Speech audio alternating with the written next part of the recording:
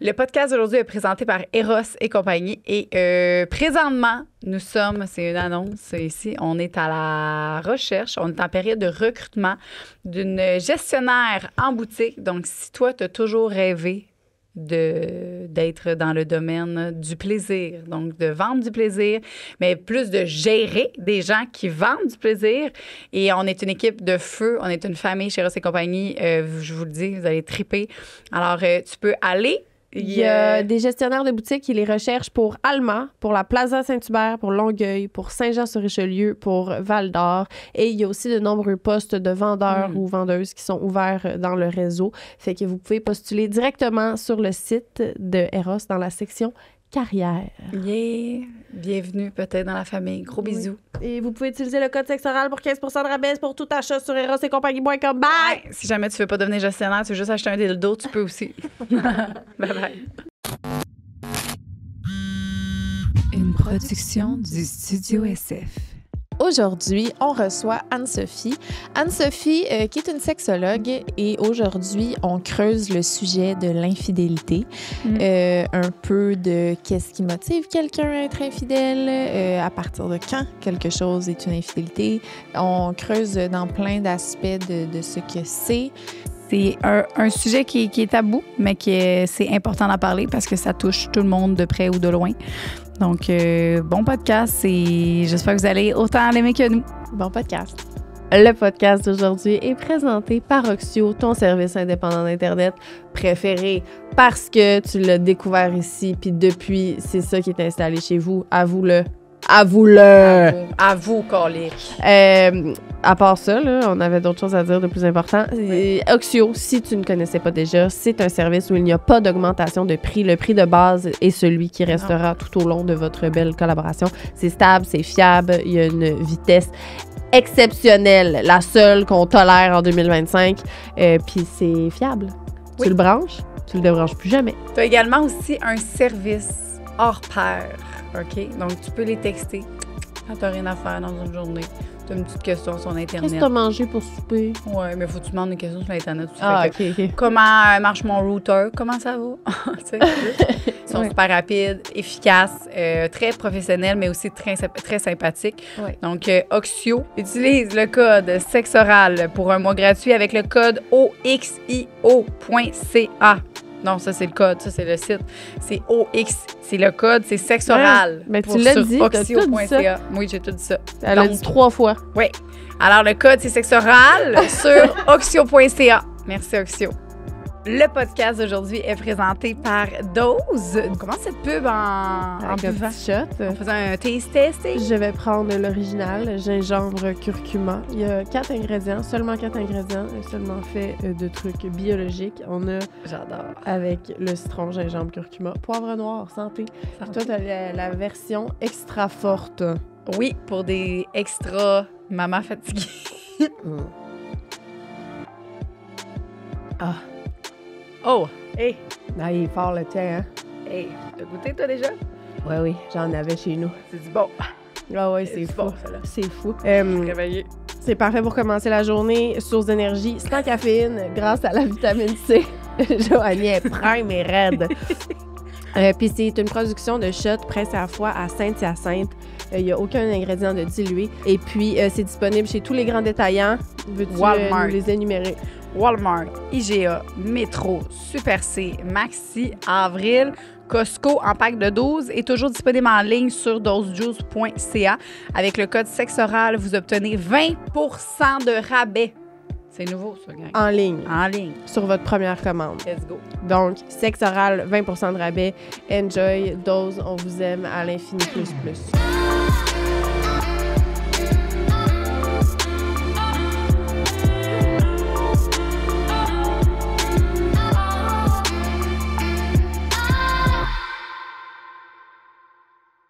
Rebonjour Anne-Sophie.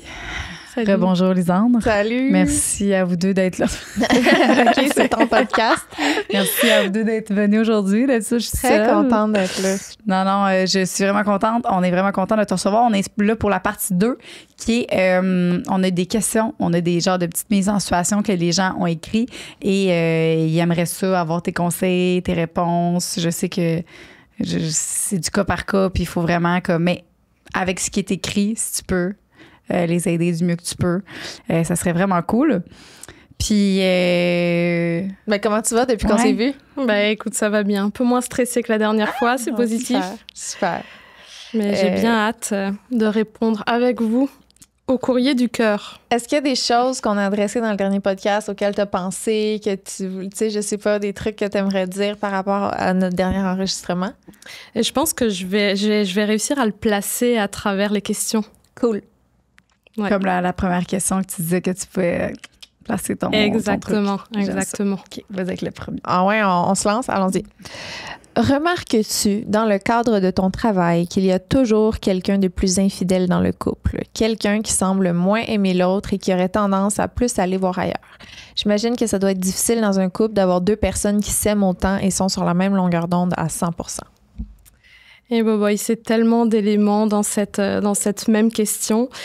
Il y a peut-être des choses qui vont se répéter. Je vais peut-être faire des allers-retours avec le premier épisode, mais en même temps, l'essentiel est redondant. C'est quand on dit, est-ce qu'il y a toujours quelqu'un de plus infidèle dans le couple?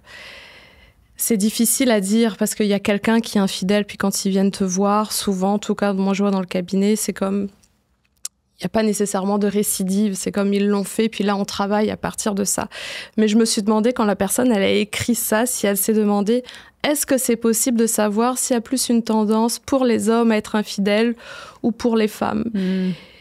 Puis c'est pas possible de savoir quelle est la tendance parce qu'on sait que les conséquences sont pas les mêmes pour les hommes que pour les femmes. On revient, on est dans une société patriarcale et puis ça s'inscrit. Puis je me souviens plus si je l'avais dit la dernière fois, mais juste quand on pose la question pour les partenaires, les hommes ils vont augmenter le chiffre et les femmes elles vont diminuer le chiffre parce qu'on n'est pas vu de la même façon. Puis donc juste pour ça, il y a personne qui peut vraiment le dire. Puis aussi c'est comme on peut quand même se positionner en disant ça a toujours été plus facile pour les hommes au niveau de l'infidélité, ça a toujours été plus accepté dans la société. On regarde juste l'histoire. Tu sais, avec les 5 à 7, c'est là qu'on voit que c'est ça, c'est là où je voulais rebondir. Dans la symbolique, l'infidélité, elle est partout.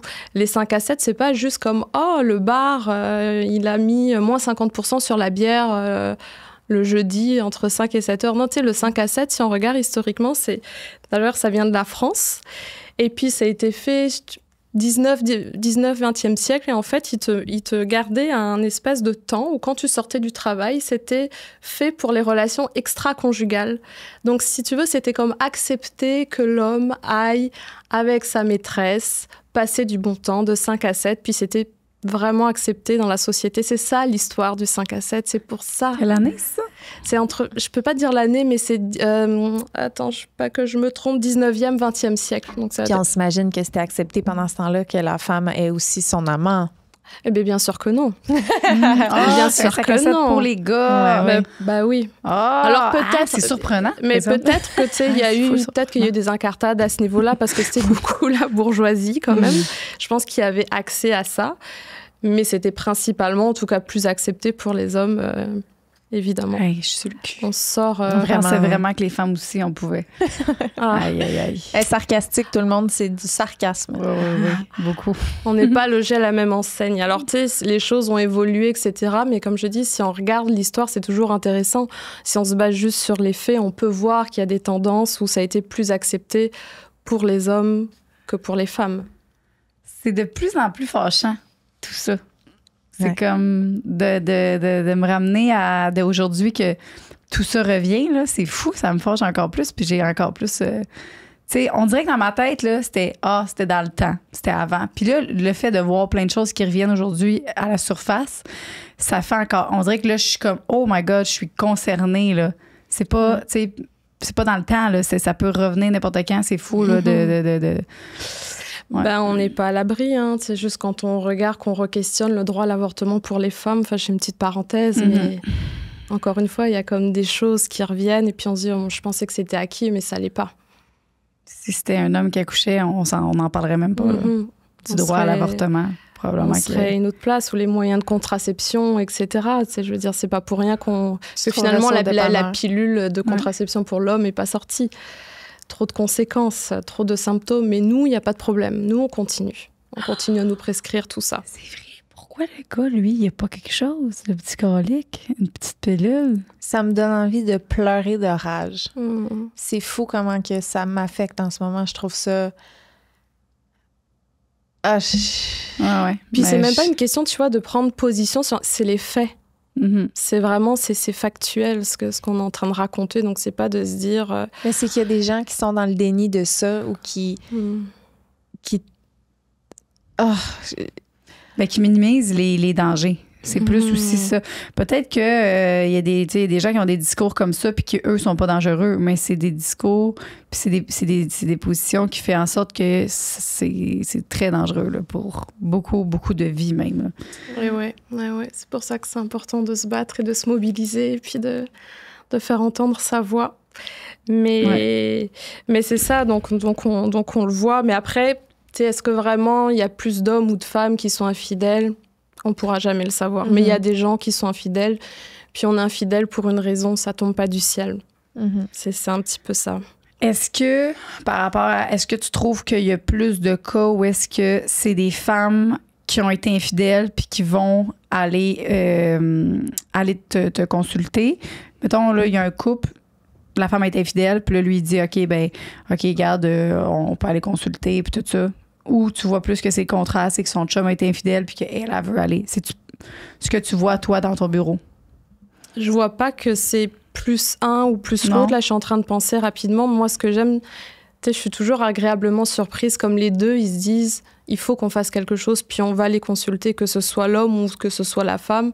Dans ceux qui appellent, il n'y a pas quelqu'un qui résiste. Ceux qui résistent, ils viennent pas en séance. C'est ça. Mais les deux sont, quand ils consultent, quand ils veulent de la relation d'aide, ils sont investis, puis ça, je le vois. Puis tu vois, d'ailleurs, dans la question, il y avait ça aussi, je trouve ça intéressant. Il y a quelqu'un qui semble moins aimer l'autre et qui aurait plus tendance à aller voir ailleurs.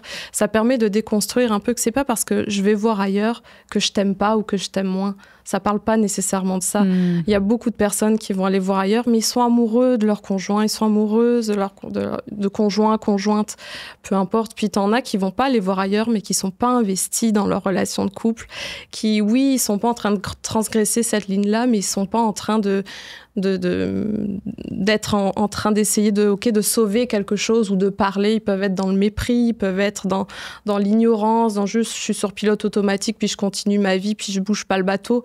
Ils font rien, mais en même temps ils font quelque chose parce qu'ils se positionnent pas, ils nourrissent plus le couple. Et donc c'est pour ça que c'est bien de dire la personne qui a trompé, ça veut pas dire que c'est la personne qui a cessé d'aimer. Peut-être que la personne qui a cessé d'aimer, c'est la personne qui a pas trompé. Quand est-ce que Est-ce qu'il y a des gens aussi qui viennent te voir parce qu'ils ont des pensées? Fait qu'avant d'agir, ils viennent te voir puis ils disent « Hey, moi, j'ai beaucoup de pensées, j'ai beaucoup de tentations. » Puis que tu réussis à... Justement, si la personne, elle aime vraiment beaucoup son ou sa partenaire. J'ai en tête, tu sais, un couple où ils sont venus puis ça allait pas dans leur relation, dans la communication, dans leur intimité. Puis à un moment donné, t'as une des deux personnes qui dit « Mais moi, j'ai déjà pensé à te tromper, mais je le fais pas, mais j'y pense tous les jours. » Oh. Et donc là, c'était comme du matériel pour dire « Ouais, c'est puissant. » Puis c'est pour dire « Hey, je vais pas bien, je souffre, ça va tellement pas bien que je pense à te tromper, mais je veux pas le faire parce que par rapport à mes principes, par rapport à mes valeurs, je veux pas franchir la ligne, mais je peux te le dire que j'y pense. » Puis il y a beaucoup de personnes, et puis ça, je le remarque, je pense à des femmes qui me disent, tu sais, je sais pas, je pense à un fantasme avec une célébrité, puis elles se sentent coupables d'avoir ce fantasme-là. Et ça, je le vois un petit peu moins chez les hommes. En tout cas, dans ceux que j'ai pu voir, là, c'est moins prononcé, mais je pense que les femmes, on peut porter une espèce de culpabilité, alors que c'est quelque chose qui se passe dans notre tête, qui peut être dans l'imaginaire érotique, mais encore une fois, on a été éduqués, élevés d'une certaine façon où c'est pas permis.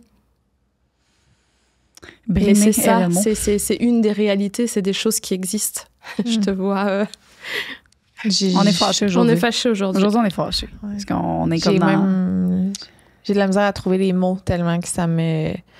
On dirait que c'est viscéral, la réaction que j'ai envie d'avoir. Et j'ai genre envie de crier ou de dire des choses comme qui... Tu sais, en ce moment, des gens qui crient, t'as moins envie de les écouter parler, là. C'est un peu ça, j'ai juste envie de crier puis de me fâcher puis de me mettre en colère. Fait que mon message ne passerait pas. Probablement pas. Fait que je me tais en ce moment, mais je ressens beaucoup de colère.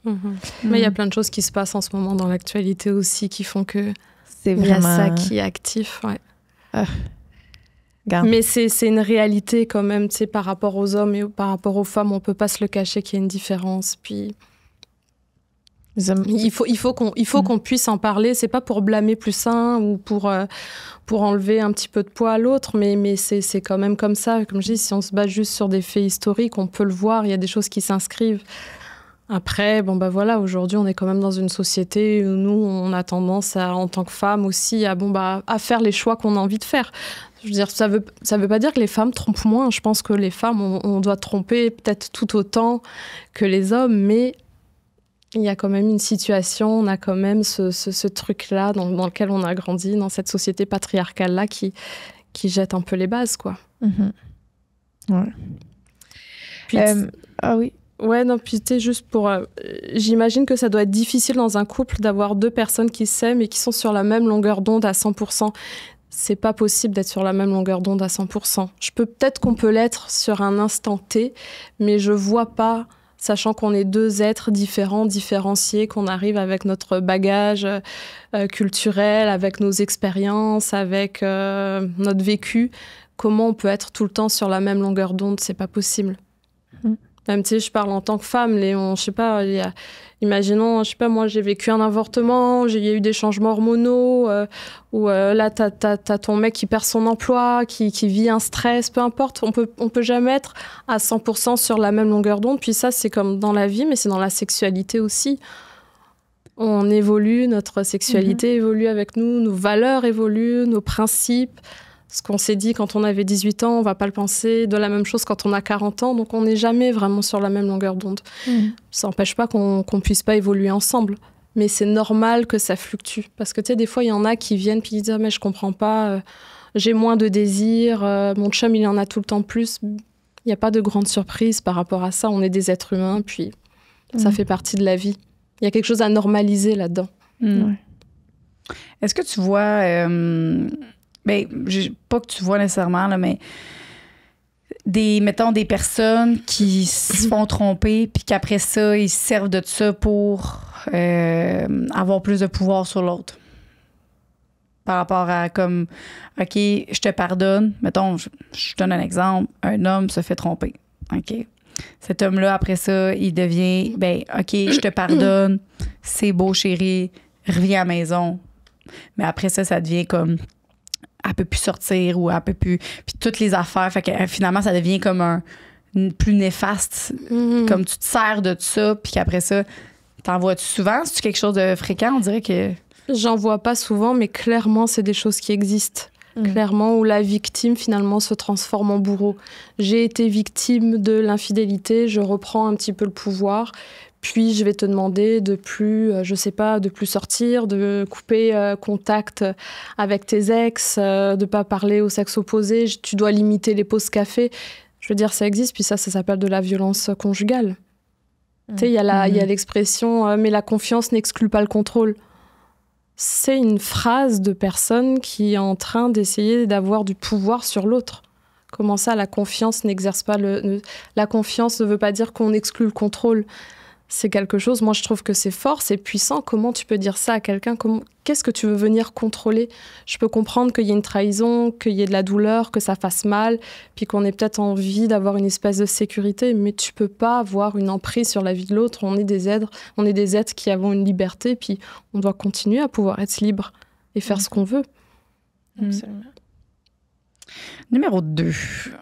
La situation la plus farfelue ou extrême que tu as vue dans ton bureau ou dans ta vie personnelle à terme d'infidélité? Moi, ce qui me vient en tête, c'est les gens qui ont besoin de se venger. Mais tu sais, ça reprend un petit peu ce que tu disais, mais la vengeance, c'est quelque chose que je trouve assez triste. Tu sais, les gens qui se disent, tu m'as fait mal, œil pour œil, dent pour dent, je veux que tu souffres autant que moi j'ai souffert. Puis ça, je le vois. Et là, je pense qu'on perd quelque chose, surtout quand tu veux sauver ton couple, tu veux pas être là-dedans, on veut travailler sur comme une justice, on va dire, réparatrice, mais là, tu es dans quelque chose de punitif. tu veux te venger, puis il y en a, écoute, ils en trouvent des moyens de se venger. Hein, on parle des réseaux sociaux, mais on parle de contrôler quand est-ce que tu sors, avec qui tu parles. Toi, tu as eu le droit de faire ça, ben moi aussi, je vais le faire. Ah, je t'ai peut-être trompé, mais tu vas pas le savoir, mais tu vas rester avec le doute que peut-être que je t'ai trompé. Tu sais, il y en a vraiment plein d'histoires, puis on dirait que moi, c'est ça qui vient me chercher. Mais peut-être que vous avez des histoires plus farfelues. T'en as une? Pas qui me vient. Toi? Moi, j'en ai une bonne. Ouais. On peut penser si t'en as un autre. Non, vas-y. Moi, j'ai une amie, je l'ai appelée, j'ai demandé si je pouvais la raconter en passant. Je vais pas nommer son nom, mais c'est une amie à moi qui elle avait un amoureux. Et elle, cette personne-là est super populaire sur les réseaux sociaux, vraiment. Elle a donné le droit de dire ça. Oui. Et, ouais. Hey, non, c'est parce que c'est fou. C'est fou. Son petit amoureux, il est parti en voyage genre pour un bachelorette party avec son ami, son meilleur ami, en tout cas, bref. Ils sont partis en voyage, loin, là, vraiment. Je sais pas c'est où, mais c'est vraiment loin, là. Vraiment. Puis, il est allé dans une soirée, puis ils ont rencontré 2 filles. Le futur marié, puis son chum. Puis les filles, ils étaient down sur eux, puis tout ça. Puis on dit, hey, ça vous tente de faire un genre de soirée, genre trip à 3, puis tout ça. Là, ils ont fait, OK, ouais, on est down, puis tout ça. Là, à un moment donné. Mais ils sont en couple. Oui, il y en a un qui va se marier, puis il y a l'autre qui a quelqu'un. Oui. Ah, c'est intéressant. C'est comme, mais hey, ça, là, cette fameuse affaire-là, tu sais, du bachelorette party, là, que t'as le droit à une dernière. Bachelor party, bachelorette party, pour les garçons. En tout cas, enterrement de vie de garçon. Que t'as le droit, enterrement de vie garçon, tu sais, que c'était connu, comme, t'as le droit, t'es pas marié, il te reste une fois, c'est cette soirée-là que tu peux faire de quoi, puis après ça, tu pourras plus quand t'es marié, tu sais, ce genre de petite pensée-là qui a été autrefois quand même assez beaucoup vue. Fait que bref. Là, les 2 filles sont comme, OK, on est dans là. Finalement, il y en a une qui raconte ça à un de ses amis, puis elle est comme, hey, puis là, il montre la photo du gars, puis elle dit, hey, je pense que c'est comme le chum à cette fille-là. Mais là, ce qui est fou, c'est qu'ils sont genre en Grèce, là. Ouais. Une affaire de même en Espagne, je sais plus Espagne, c'est quoi. Portugal, les 3. Ouais. Puis, fait que c'est quelqu'un là-bas qui a reconnu le chum de la fille au Québec, fait qu'un hasard de fou, là. Un hasard de fou. Tu sais, c'est quoi les chances? C'est lui, clairement, il se dit, mais non, je suis là-bas, impossible. Fait que là, la fille, elle écrit à la personne, puis elle dit, hey, je veux juste te dire, comme ton boy, il te demande de faire un trip à 3 avec avec mes amis, tu sais, tout ça, avec son autre chum. Fait que finalement, elle a fait un coup incroyable, elle capote, là, elle dit, on peut-tu s'appeler? Il s'appelle en FaceTime, tout ça. Fait qu'elle dit, hey, êtes-vous down de faire de quoi? Tu sais, genre, j'aimerais vraiment ça que vous faisiez de quoi. Faites comme si vous y allez. Fait qu'ils ont arrangé quelque chose avec les filles. Elle dit, faites comme si vous y allez, OK? Que vous êtes down, que les gars, vous les invitez. Puis, je veux que vous me filmez quand ils cognent, genre, chez vous. Genre, faites comme si... Puis, c'est exactement ça qui s'est passé.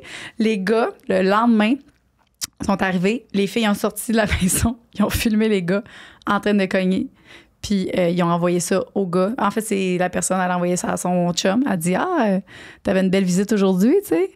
Puis là, ben voilà. Fait que c'est vraiment, elle a comme fait un petit...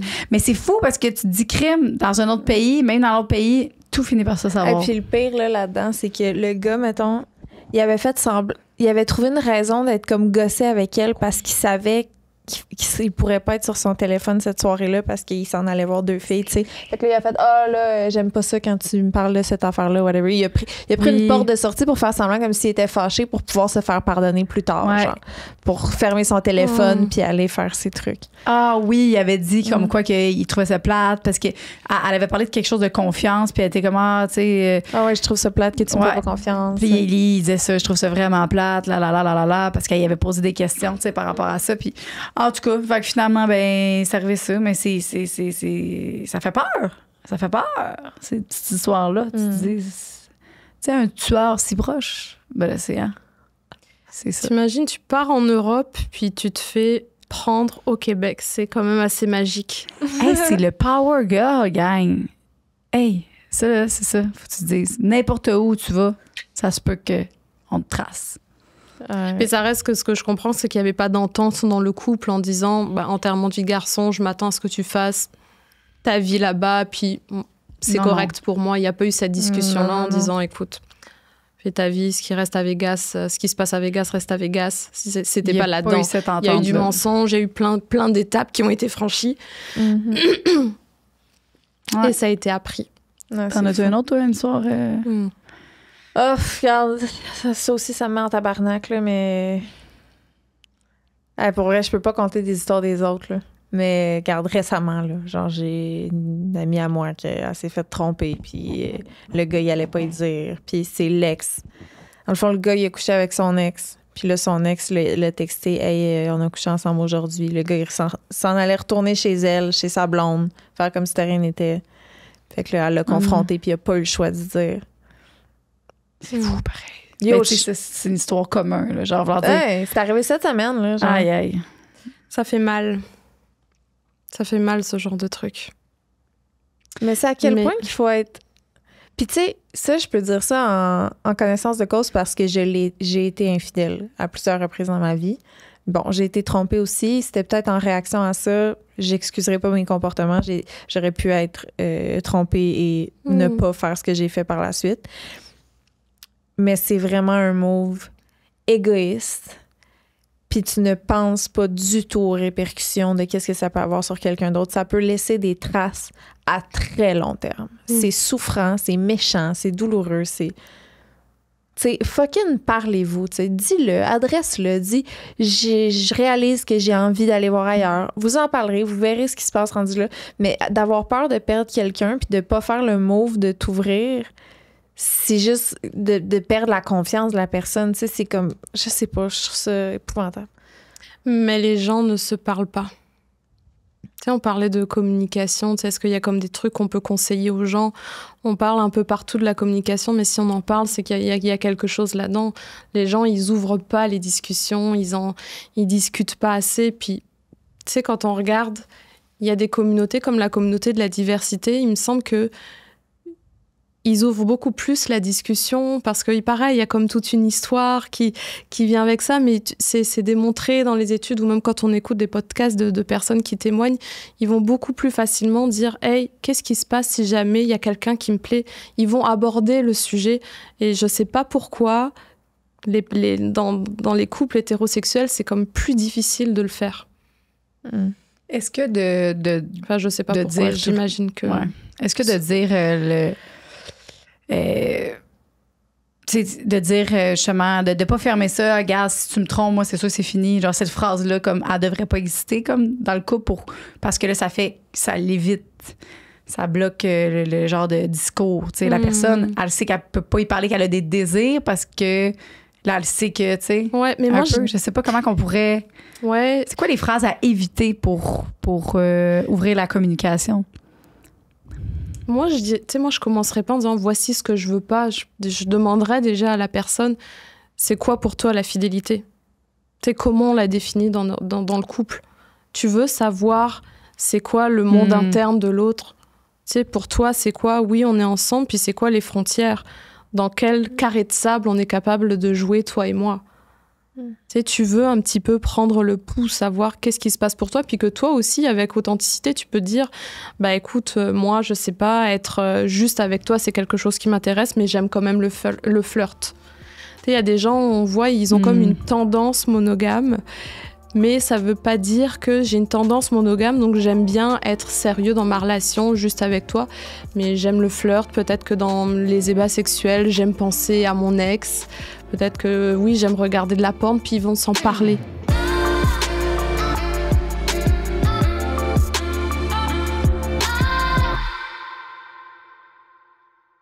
Le podcast d'aujourd'hui est présenté par Oxio, ton service indépendant d'Internet préféré, parce que tu l'as découvert ici, puis depuis, c'est ça qui est installé chez vous. Avoue-le.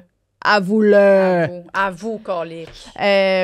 À part ça, là, on avait d'autres choses à dire de plus important. Oui. Oxio, si tu ne connaissais pas déjà, c'est un service où il n'y a pas d'augmentation de prix. Le prix de base est celui qui restera tout au long de votre belle collaboration. C'est stable, c'est fiable, il y a une vitesse exceptionnelle, la seule qu'on tolère en 2025. Puis c'est fiable. Oui. Tu le branches, tu le débranches plus jamais. Tu as également aussi un service hors pair, OK? Donc, tu peux les texter Quand t'as rien à faire dans une journée, t'as une petite question sur Internet. Qu'est-ce que t'as mangé pour souper? Ouais, mais faut que tu demandes une question sur Internet. OK. Comment marche mon router? Comment ça va?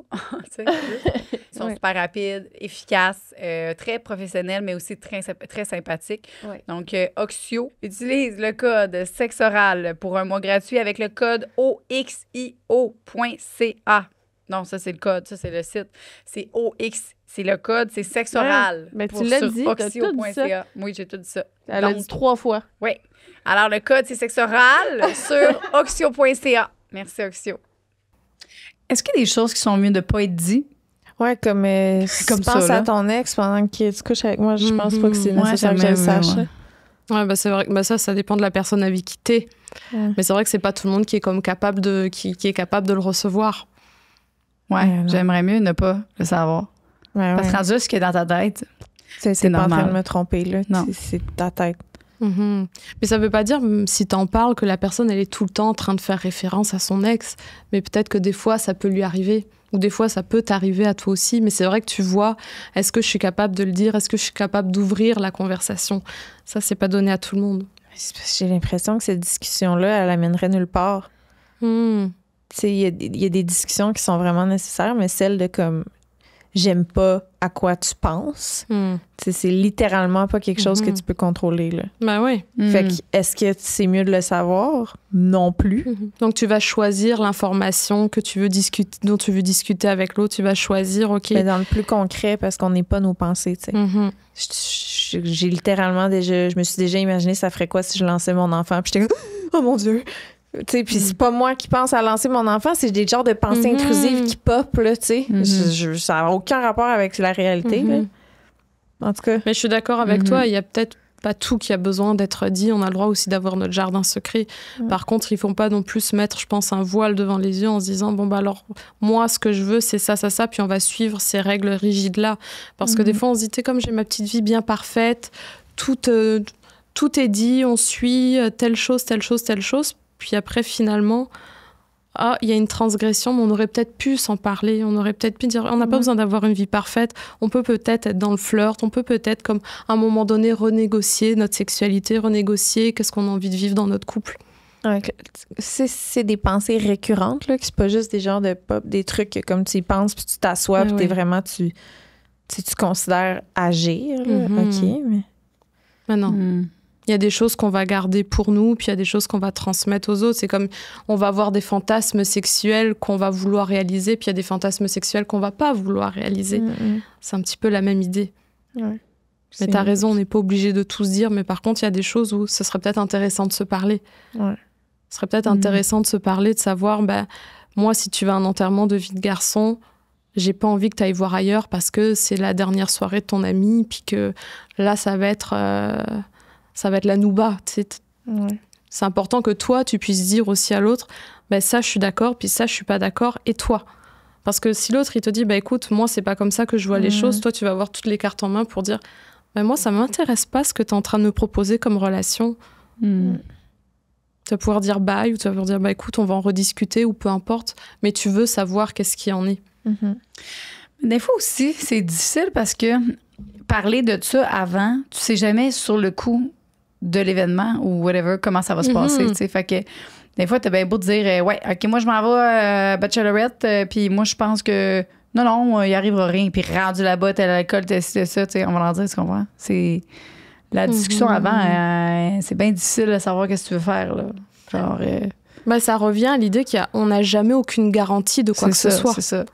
Parce que c'est vrai qu'on a beau avoir des discussions, on a beau se dire j'ouvre le couple ou je suis dans un couple polyamoureux, il n'y a pas de rempart qui va te dire comme grâce à cette discussion-là, grâce à ce modèle, à ce schéma relationnel-là, ça va nous mettre à l'abri de toute infidélité ou de tout débordement. C'est pas possible. Il n'y a que deux choses qui sont garanties dans la vie, le fait que tu payes des impôts puis que tu vas mourir. C'est les deux seules choses. Les impôts, on va peut-être changer ça un jour. Un jour, il n'y en aura plus. Ouais. Un jour. Non, c'est pas vrai. Mais il y a vraiment pas de garantie à part ces deux trucs-là. C'est juste que si, mettons, t'as le talk avant qu'il aille en voyage. Mettons, là, tu t'en vas à Vegas, on s'en parle. Je te dis, j'aimerais mieux que tu me trompes pas. Quand t'es en Vegas, toi, t'es dans quel mode? Tu dis, non, gna, gna, gna. Mais là, tu pourras pas me dire après... on n'en a pas parlé. Tu sais, au moins, il y a comme on avait accusé le fait. Non? Ouais. Tu auras fait ta part, tu comprends? Tu vas peut-être te responsabiliser à ce moment-là en disant j'ai eu la discussion avec toi, on a été des adultes, on en a parlé. La personne fait ce qu'elle veut à Las Vegas, puis finalement, tu finis par l'apprendre. OK, là, on arrive sur une autre conversation. On a eu cette discussion-là, tu as été d'accord, on pensait de la même façon, puis pour autant, tu as transgressé. Qu'est-ce qui s'est passé? C'est un événement, je pense, qui mérite c'est vrai, dans le fond, parce que on dirait que c'est pas clair pour tout le monde, tu sais. Ah, mais là, c'est un bachelorette, tu sais. On dirait qu'il y a cette petite phrase-là qui... Moi, j'ai déjà entendu souvent, mais là, c'est un bachelorette, on a le droit, ou comme c'est correct, là, tu sais, c'est comme plus bien vu. Fait que c'est vrai que d'avoir la discussion, de savoir c'est quoi tes limites à toi, puis clairement, moi, mes limites, c'est pas les mêmes que ceux-là, Louis, tu sais. Moi, je regarde, tu peux en toucher des boules, tu peux en manger des boules, tu sais. Mais, quand tu sais pas...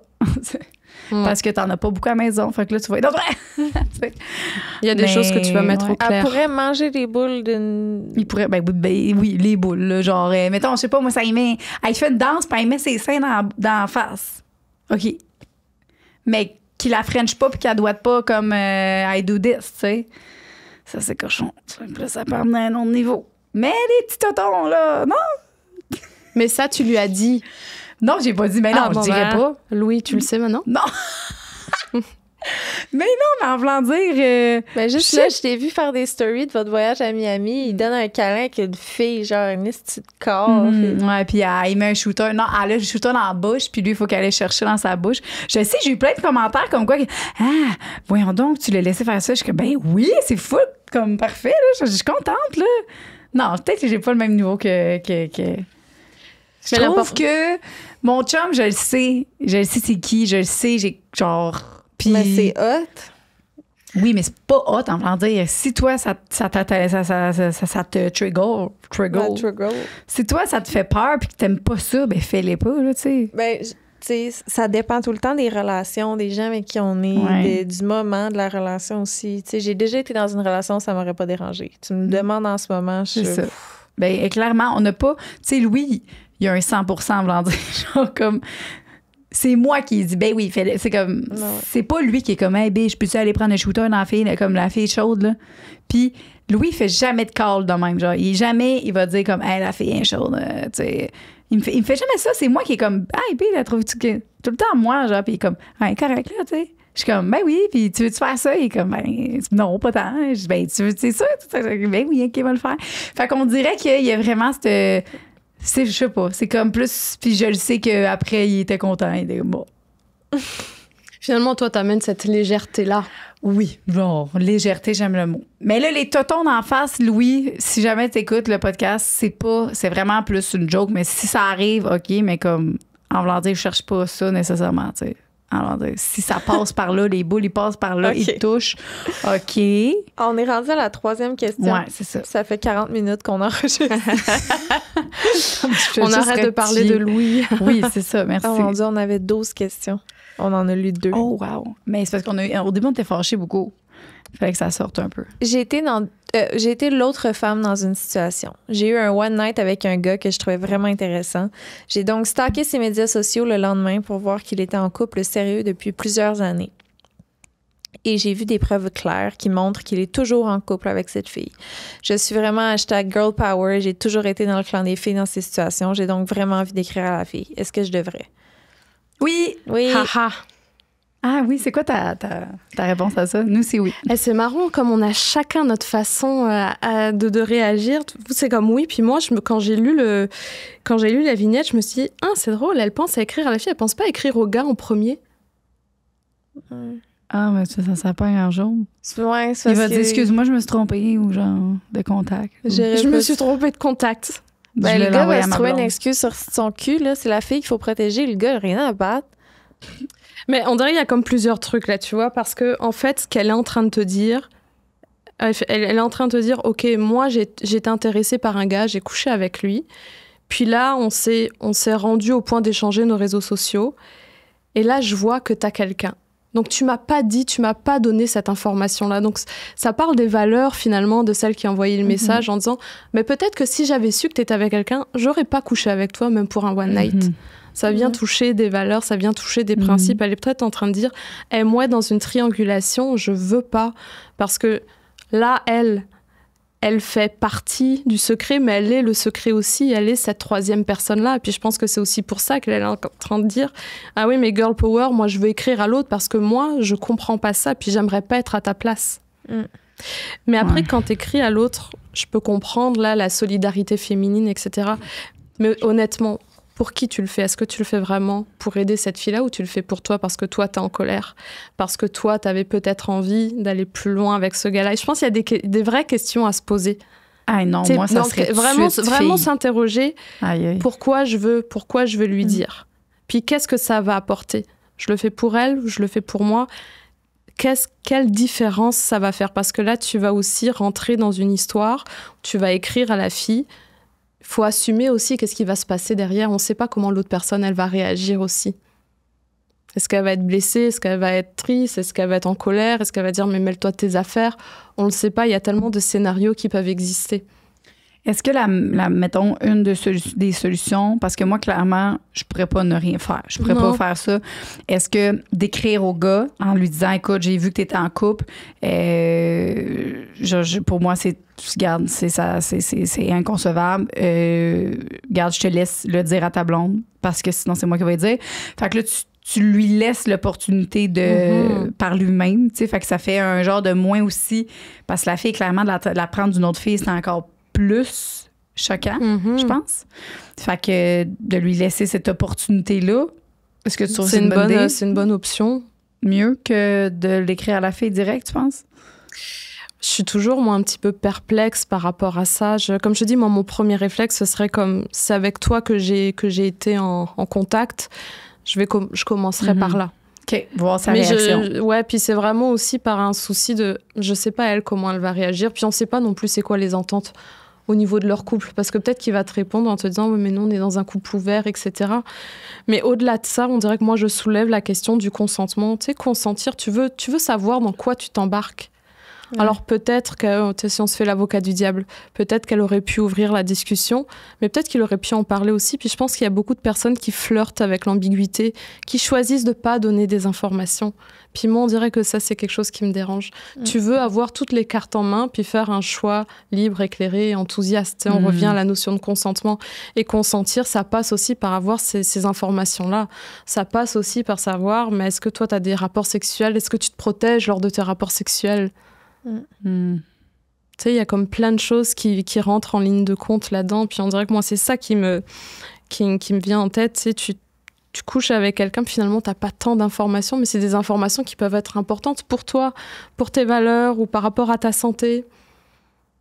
Mais je comprends l'idée, tu sais, comme solidarité féminine, puis comme on a envie de partager ça parce qu'on se dit, mais si j'étais l'autre, je voudrais le savoir. Ouais. Mais ça reste qu'on sait pas l'histoire de l'autre, on sait pas quel impact ça peut avoir. Ouais. Mais c'est compliqué, hein, c'est complexe. C'est parce que, tu sais, j'ai déjà été dans une situation où j'ai été l'autre fille, puis des années plus tard, la première m'a écrit en me traitant de tous les noms, en me disant que j'avais couché avec son ex, nanana, puis j'avais aucune idée que cette fille-là existait. De ma vie, j'avais, tu sais, fait que j'ai envoyé les screenshots de tout ce qu'il m'envoyait pour lui montrer que, comme, clairement, il a jamais abordé qu'il était en couple. J'ai jamais, comme, su quoi que ce soit, que je pensais qu'il était, comme, libre, là. Finalement, j'apprends pendant ce temps-là qu'elle est enceinte, genre, puis que c'est de son deuxième, un enfant de c'est un esti de fucker, là. Fait que, bref, tu sais... C'est dur, hein. Ben, c'est comme... Tu sais, si c'est pas toi qui l'adresse, t'es la connasse, dans le fond, finalement. C'est comme super. Tu penses quoi du saying « tout finit par se savoir » ? Moi, j'y crois à ça. Tu sais, comme je te dis, je comprends qu'on ait envie de dire à l'autre, mais de dire à la fille, tu sais, écoute, voici ce qui s'est passé, je veux que tu le saches. Mais il faut aussi juste savoir qu'il peut y avoir comme d'autres choses qui peuvent arriver par derrière, puis il faut qu'on puisse assumer les conséquences.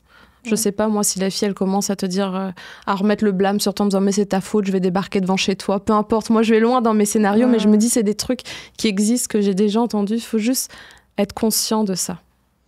Fait que si on l'écrit au gars en lui disant, regarde, je veux que tu lui dises, mettons, s'il n'y a aucun accord, puis que le gars, il est genre, OK, ouais, je vais lui dire, là, tu sais. Puis après, au pire, rien n'empêche d'écrire à la fille plus tard comme, hey, juste savoir, êtes-vous un couple ouvert pour vrai? Mettons, si dit, on est un couple ouvert, moi, j'irais comme juste, hey, êtes-vous un couple ouvert? Ouais, là, on dirait que ce serait le côté un peu justicier qui embarquerait comme... Moi, je suis une petite Batman. Moi, là, c'est parce que, moi, là, c'est sûr que je trouve de laisser puis de, rien faire là-dessus, ben, il y a tellement de personnes qui le vivent, là, puis justement, la personne, elle a eu un bébé, là, comme, hey, moi, là, si je faisais un enfant à quelqu'un, j'apprenais plus tard que, hey, j'aurais aimé ça le savoir. Que ce soit par par mon chum, qu'il a été obligé de me le dire, ou par la fille. Oui, ça fait plus mal entendre venant d'une autre personne tierce, mais j'aime mieux le savoir. Je trouve que ça vaut plus la peine les risques qui sont très minimes, on va se le dire. Là, on n'a jamais entendu ça. En tout cas, il n'y en a pas bien. Les risques, là, c'est comme, hey, puis c'est comment tu le dis aussi. C'est comment c'est amené. Tu sais, c'est sûr, c'est écrit juste, yo, juste te dire, ton boy me fourré hier. Comme, clairement, là, genre, premièrement, c'est sûr, j'ai beaucoup de colère, beaucoup de mais si c'est amené d'une façon comme, tu sais, bienveillante, je pense que tout se dit dans la vie. Puis j'aime mieux le dire, moi, c'est sûr. J'ai déjà été dans une situation où quelqu'un m'a écrit « Hey, j'ai vu ton boy avec une autre fille, genre en fin de semaine. » C'était bienveillant? C'était d'une façon bienveillante ou pas? Oui, c'était bienveillant. Bon. Mais Chris, merci de me l'avoir dit. Moi, comme une conne après ça, je suis jamais au courant de rien. Non. C'est ça. Ah non. J'ai trop d'ego. Il faut que je sache les affaires. Là. C'est pas vrai que je vais me faire jouer dans le dos. Ouais. Hey. Mais du coup, tout finit par se savoir. Hein, c'est ce que tu... Ouais, mais vaut mieux tôt que tard. Mais j'avoue, moi, m'est arrivé la situation, c'est que j'avais reçu une vidéo d'un gars qui se masturbait. Puis on voyait juste lui avec son pénis. Puis il y avait un pénis spécial là, que tu peux pas savoir. En tout cas, c'est impossible. Sa blonde, c'est sûr qu'elle peut le reconnaître, là, genre spécial dans le sens que... Il y avait quelque chose de particulier. Puis, j'avais écrit à la fille. Mais j'avoue que c'est peut-être pas la façon la plus... J'étais comme au secondaire. Fait que j'étais comme, hey, juste te dire... C'est exactement, je pense, c'est comme, juste te dire, comme ton chum m'a envoyé une vidéo en train de se crosser. J'ai comme peut-être pas abordé ça. Puis elle est arrivée vraiment de reculons, comme, de quoi tu parles, ta gueule, genre, puis voyons donc, comment tu sais ça, puis comment tu fais pour savoir que c'est vraiment mon chum. Puis là, je suis comme, OK, parfait, ben, gars, je t'envoie la vidéo. Puis là, j'ai envoyé la vidéo, puis là, clairement, là, l'élément qui fait en sorte que c'est possible que tu le saches pas. Mais elle était fâchée, là, clairement, mais elle était pas... C'est ça, c'est la façon. Je pense que c'est la façon que je l'ai abordée, je l'ai amenée, puis je pitch la vidéo d'en face encore plus. Elle était fâchée contre toi, à ce moment-là. Oui, mais après, j'ai vu célibataire pas longtemps après sur son Facebook, fait que j'étais contente. J'étais comme, ouais, je l'ai peut-être pas bien abordé, mais au moins... Tu sais, crème, là... Est-ce qu'on peut se serrer les coudes en tant que femme puis se dire les choses un petit peu ça? Mais avec du recul, j'aurais peut-être juste dû écrire... Ah, trop cool. J'aurais dû écrire au garçon, lui dire... ouais, c'est ça. C'est parce que des crottés, ils vont inventer n'importe quoi. Un crotté, c'est un crotté ou une crottée, là. Genre, peu importe. On va leur donner plus d'opportunités de nous bourrer de menterie. Non, ça. Merci. Ah, excuse-moi, je me suis trompée, je vais l'envoyer à ma blonde. Il m'aurait écrit ça. Mais c'est parce que ma blonde puis toi, on n'a pas le même nom, ma belle. C'est pas comme si on s'appelait Joanie sur Instagram, Facebook. Là. Mais ça reste qu'on ne sait pas comment ils peuvent réagir. Je comprends. Puis, si vous voulez le dire, dénoncer, c'est correct, mais sachez que ça se peut qu'elle soit fâchée ou qu'il arrive quelque chose. En toute connaissance des risques, dites-le, s'il vous plaît.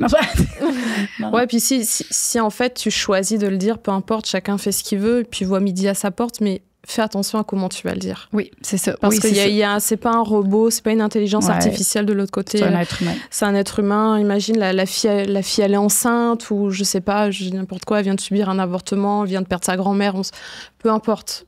Juste un chagrin. On fait attention à comment on s'adresse aux gens parce qu'on a un impact dans la vie des gens. Puis je pense que des fois, on sous-estime. Des fois, il y a des gens qui vont rentrer dans nos vies. On va les rencontrer 5 minutes, ils vont nous dire une phrase. On va s'en souvenir jusqu'à la fin de notre vie. Imagine une situation comme ça. Tu veux faire attention comment tu transmets le message. Ouais, clairement. Une très bonne idée, oui. J'ai été dans 2 relations par le passé où j'ai trompé mes chums, dont mon partenaire actuel. Dans les 2 cas, je n'ai vraiment pas l'impression que c'était de ma faute. Dans la première situation, c'était une relation super toxique où le fait de tromper mon chum m'a permis de me sortir de cette relation abusive. Dans ma relation actuelle, j'ai exprimé à plusieurs reprises que j'étais insatisfaite sexuellement, que j'avais besoin de plus connecter avec lui, etc. Après plusieurs fois me faire dire je vais faire des efforts sans que rien change. J'ai eu une opportunité, je n'ai pas été capable de résister. Maintenant, mon chum dit que c'est uniquement de ma faute, que c'est la plus grosse trahison. Est-ce que c'est moi ou parfois la tromperie a le dos large et c'est une façon pour l'autre partenaire de se déresponsabiliser? Et je suis pas d'accord avec elle.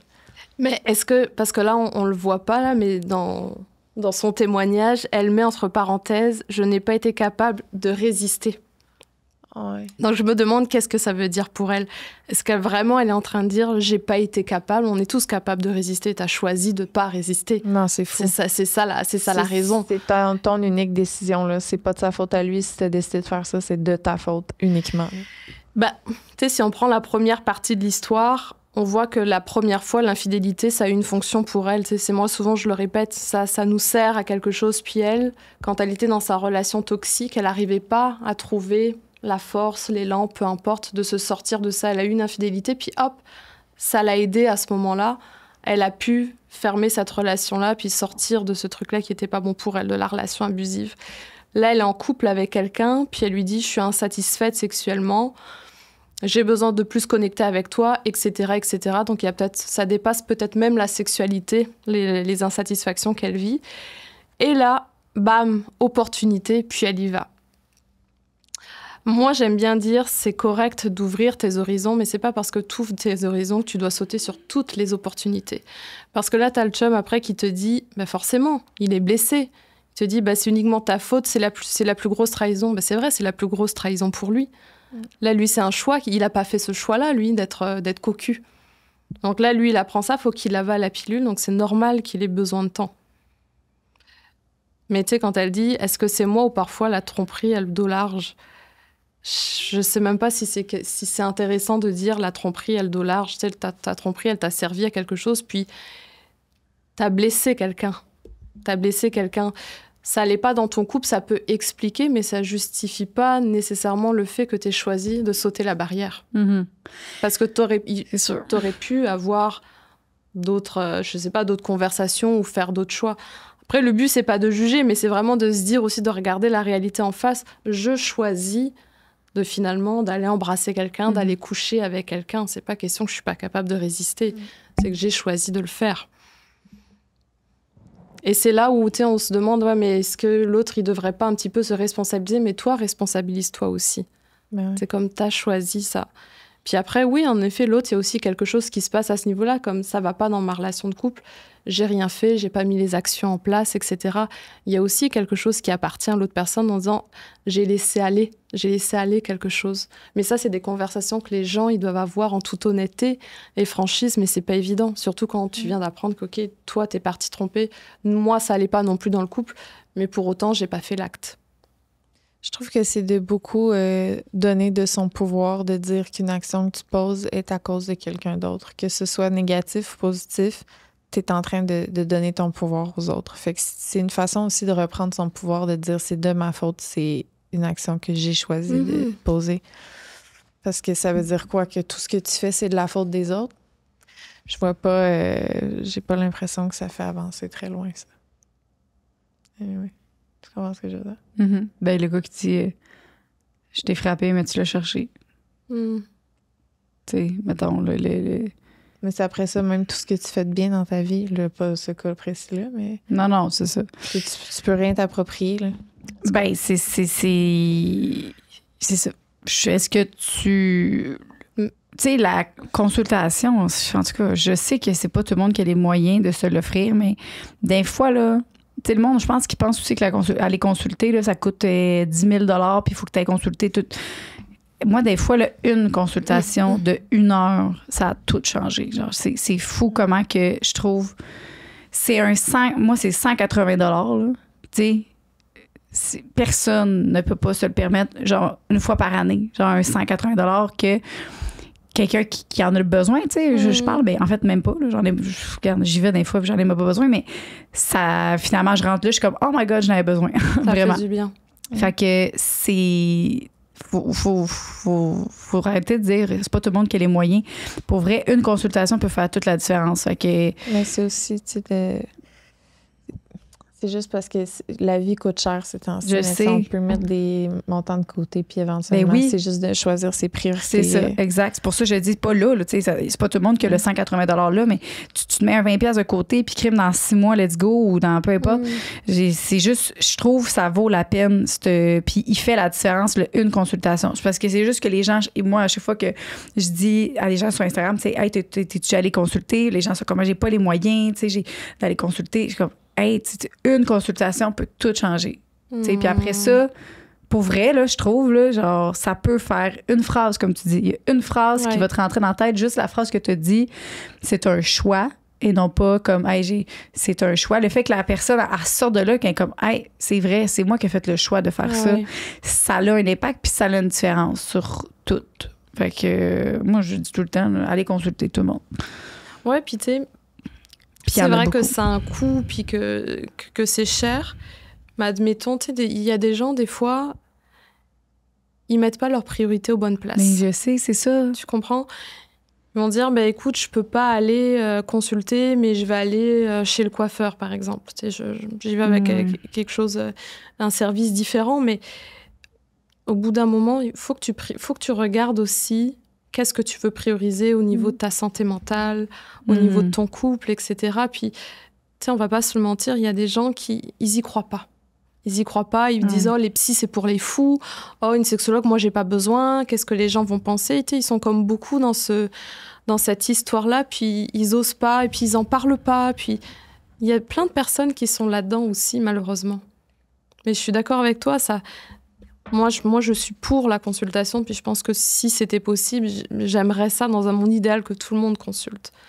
Mais il y en a qui se créent aussi des barrières, puis qui veulent pas. D'ailleurs, je pense à un moment donné, il y a une vignette où il y a quelqu'un qui dit « Mais mon chum, il veut pas consulter. » Qu'est-ce que tu réponds à ça? Qu'est-ce qu'on pourrait... Parce que c'est souvent ça. C'est souvent, il y en a un des deux qui est comme... Puis là, ça finit que, vas-y seul, tu sais. Ouais. Tu peux pas convaincre quelqu'un qui veut pas venir. Si tu essayes de convaincre ton chum, puis finalement tu trouves les arguments, mais que lui, à l'intérieur, il le sent pas, je suis pas persuadée qu'il y a un travail intéressant qui va se faire si la personne, elle y croit pas, puis elle se sent forcée. Est-ce que... Malheureusement.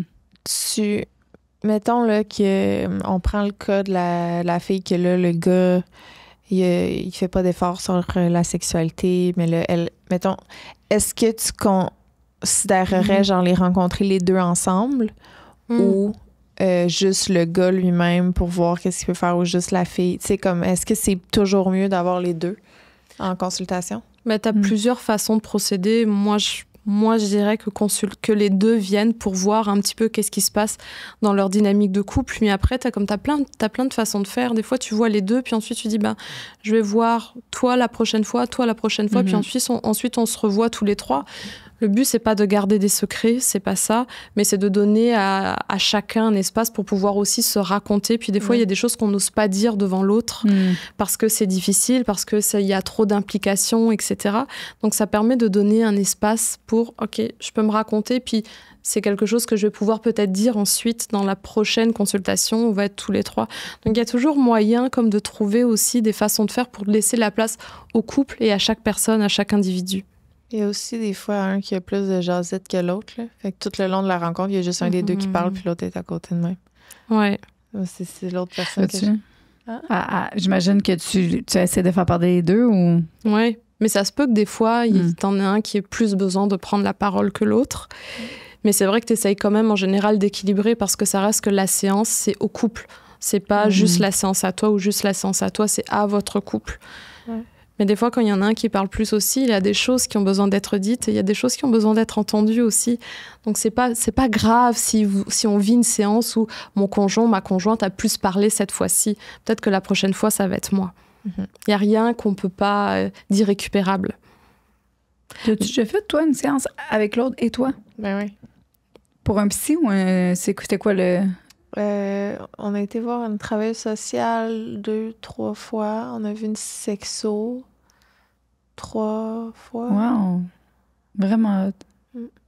Ouais, puis ce qui est bien, c'est que c'est se rappeler que quand on va voir un intervenant, un professionnel en relation d'aide, t'es pas pris avec pendant 1 an, 5 ans ou 10 ans. C'est comme des fois une rencontre ou quelques rencontres, ça peut faire du bien. Puis tu sais, de se rappeler ça, tu sais, quand on explique à l'autre, on veut essayer de le convaincre, mais des fois peut-être juste de lui dire, écoute, juste quelques séances, puis peut-être qu'il va dire, ok, je suis correct pour ça, mais j'ai pas envie d'être pendant 1 an en thérapie. Mais il va dire, ok, je veux bien essayer 1 séance ou 2 ou 3, puis déjà voir comment ça se passe, besoin de se mettre en confiance, etc.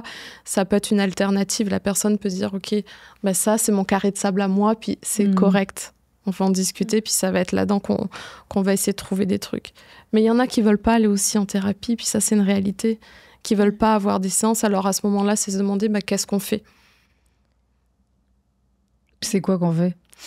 Moi, je dis, si tu veux pas y aller, qu'est-ce que toi tu proposes? Qu'est-ce que toi tu as envie de faire? Est-ce que tu as envie de prendre un temps à la maison? On va vraiment discuter dans une communication non violente, parler au jeu, être capable d'entendre l'autre. Est-ce que tu es capable de faire ça? Est-ce que tu es capable de te dire, écoute, moi je suis pas prêt à faire ça, mais je vais lire, je vais m'informer sur le sujet, je vais regarder des podcasts, je vais peut-être en parler avec un ami, je vais chercher du soutien.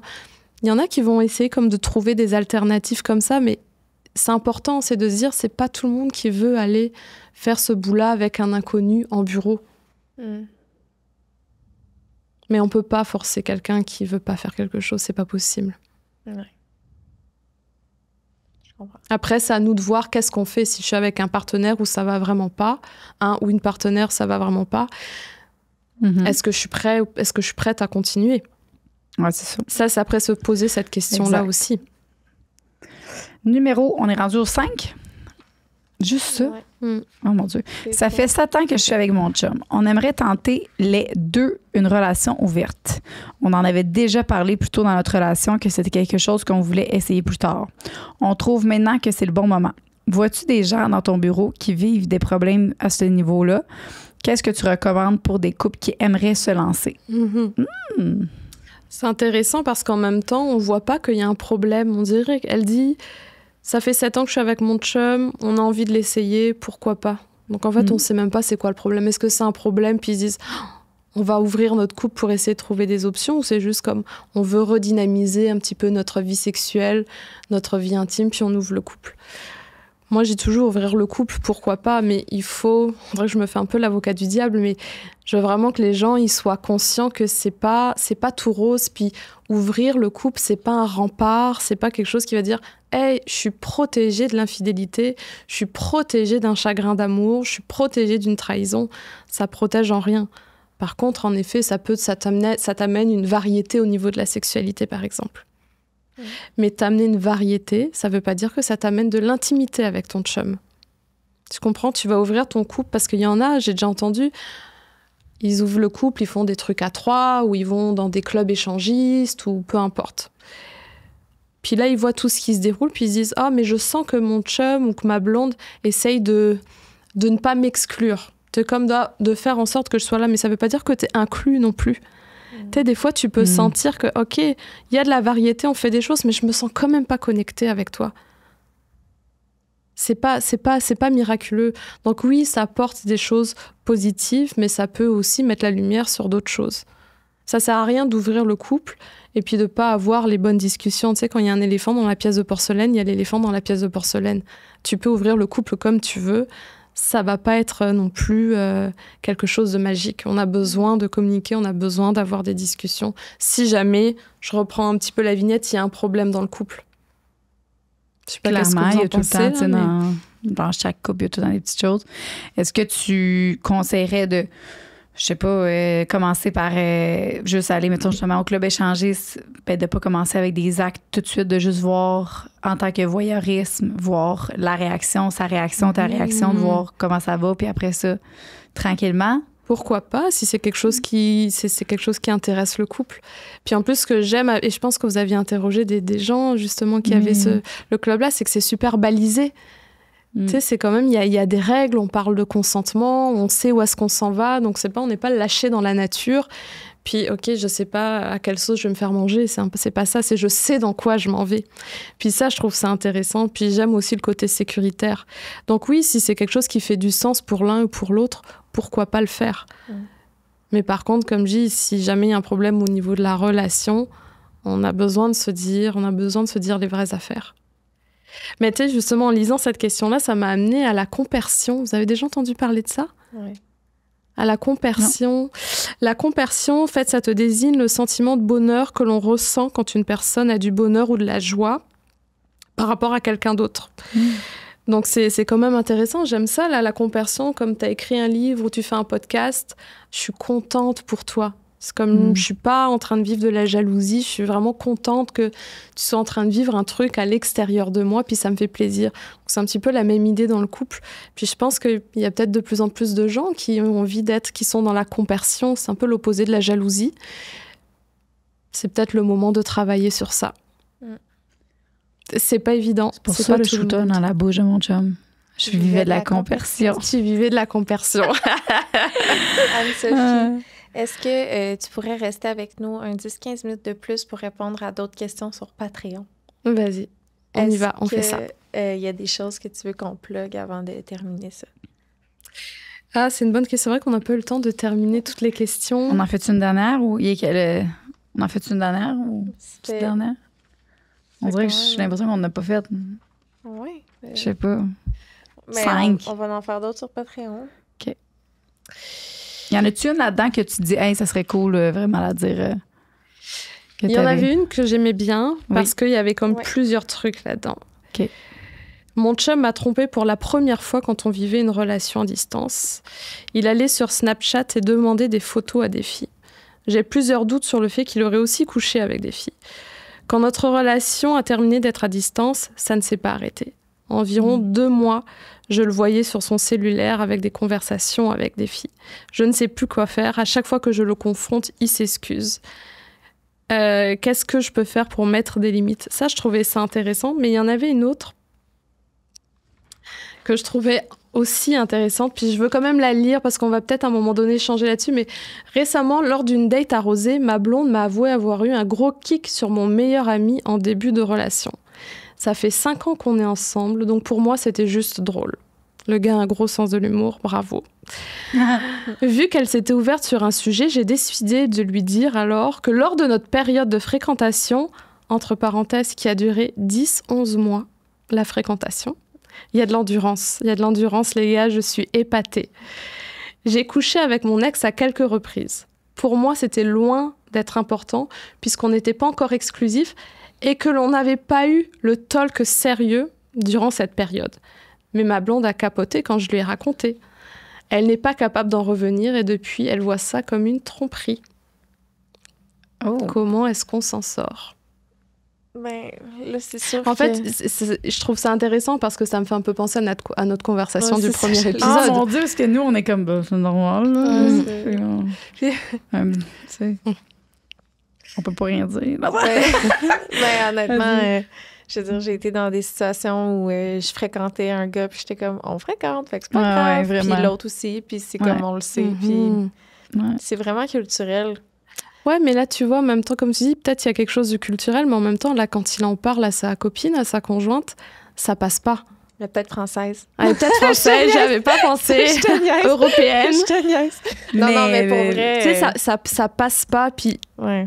Puis tu sais, le talk sérieux, pourquoi on attend de l'avoir? Ouais. Mais c'est ça, c'est qu'il n'y a pas eu cette discussion-là. Fait que dans ma tête, je suis comme...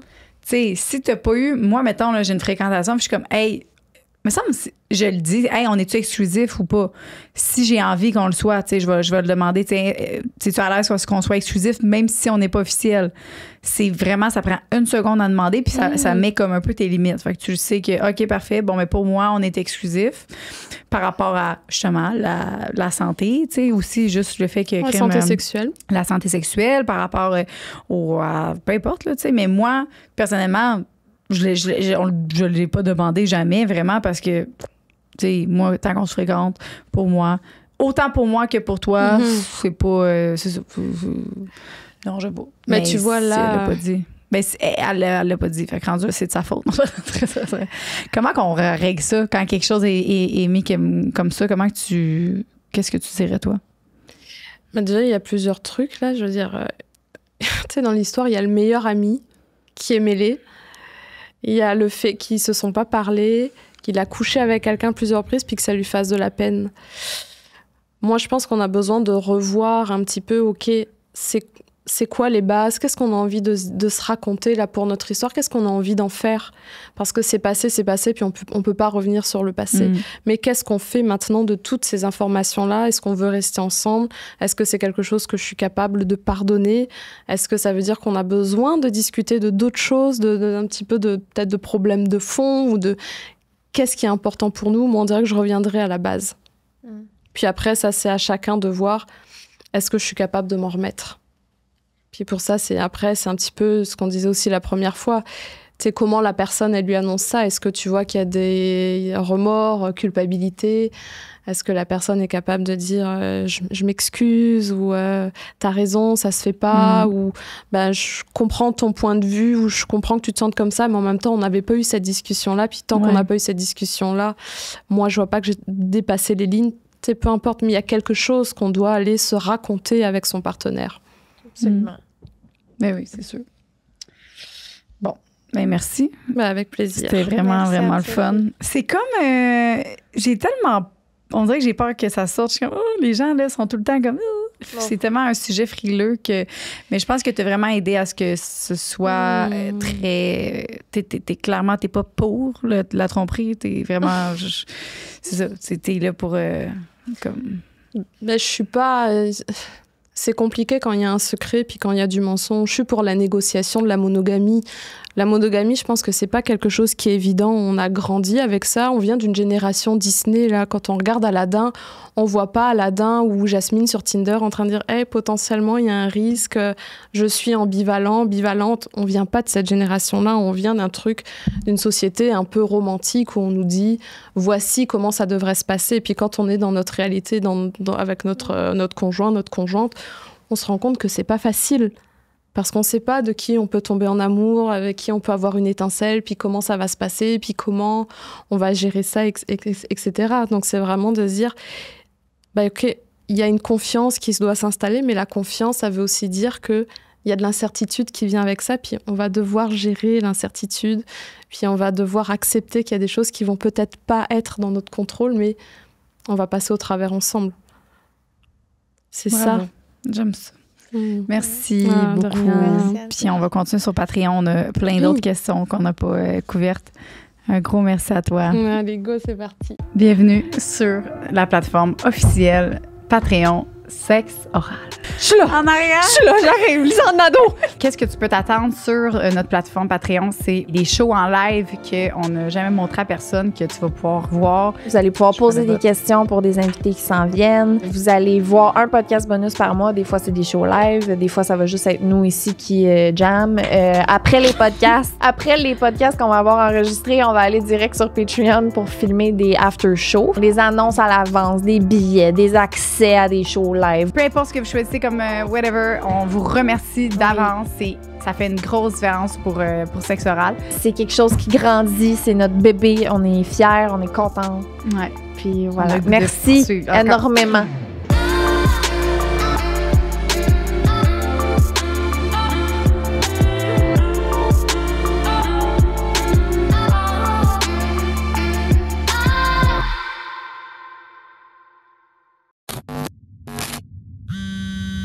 Une production du Studio SF.